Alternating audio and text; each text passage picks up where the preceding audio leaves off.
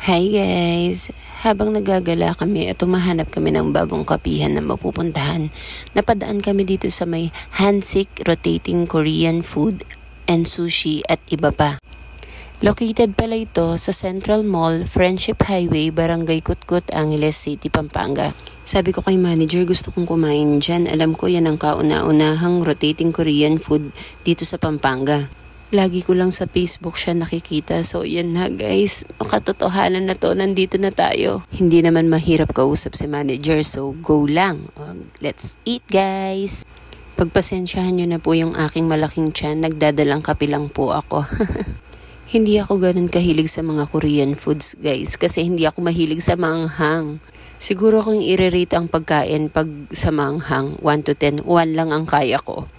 Tawang-tawa, makigayo-gayo ya mo. Kanyan bala mo anetalik mangan keng video na eh. Kung makikita nyo dyan sa video guys, as in, tinitikman ko lang. Pero okay din naman yung strategy nila kasi hindi mararami yung servings nila. So, kung gusto mo lang matikman lahat ng foods, go lang.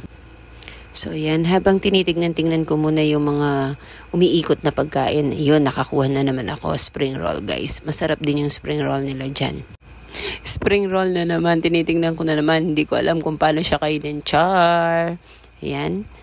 Habang kumakain pala kami dyan, lumapit si kuya. Binigyan kami ng kani salad. Ay guys, my favorite salad. So far guys, lahat ng nakuha ko is masasarap naman lahat sila.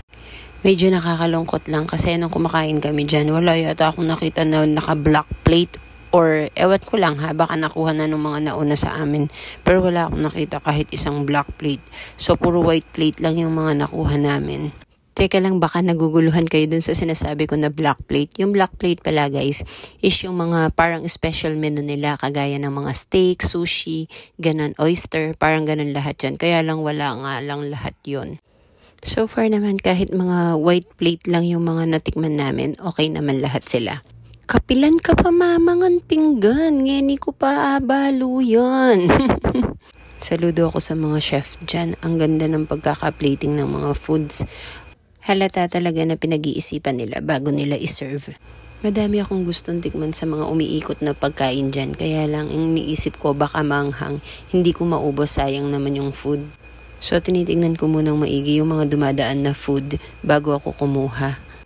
Weekdays pala kami pumunta dyan, guys. So, yung kinain namin is $6.99 per head. Puro white plate lang yan, guys. Hindi ganong marami yung nakain ko, guys. Pero masasabi kong sulit na yung binayad ko na $6.99. Kasi yung na-experience ko lang na kumain sa ganyang klase ng resto, priceless ko nang matatawag yun. Hindi lang halata, guys. Busog na ako dyan, oh. O, idaan natin sa soup nila. Lupa yang yaman-yaman, uling bala mo, danumyamong dininang noodles, pero mali. Kung titignan mo lang yung noodles nila, parang lang siya, hindi masarap. Pero nang tinikman ko, grabe guys, masarap pala siya. Hindi naman halata ko, tingnan nyo, naubos ko. Simot, sarap. Next, yung young corn nila. Yan yung young corn na parang hindi na young, old na. Char! So yan, titikman din natin yan.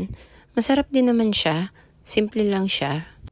Kung niagisan, medyo masyasyeng yung corn na yan. Sinabi ko na matuwa na eh. O ilagyata niya kitang gilid, dugseta niya mo. Sa wakas guys, nakakita rin ako ng shrimp. Diyan sa mga conveyor nila, ang umiikot lang yata is 2 lang. Buti nakuha ko pa yung isa. So babalatan na natin. Yan, sarap niya guys. Yan, pork naman ang kinuha ko dyan. Masarap naman siya, kaya lang medyo nakakaumay dahil medyo mataba yung baboy. So, inom-inom muna tayo. Then yan, pansit naman.